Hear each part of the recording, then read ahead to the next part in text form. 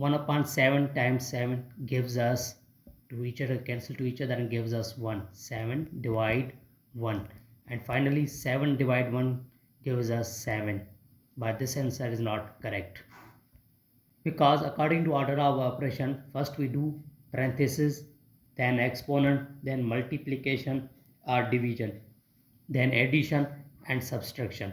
But in this expression only there are two symbols, one is division and another is multiplication. So first we do division, then multiplication, because multiplication and division have equal priority and we have worked from left to right. So first we do 7 divide 1 upon 7 times 7. In this expression first we do division, then after multiplication. So according to KCF, K stand for keep, C stand for change, and F stand for flip. According to KCF, when we change divide into multiplication, here denominator changed into numerator and numerator changed into denominator. So 7 multiply 7 upon 1 times 7.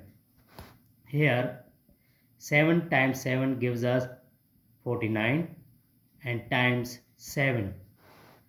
Finally 49 times 7, here we solve 49 times 7, 3, and then 34. So finally the answer is 343. This is our right answer.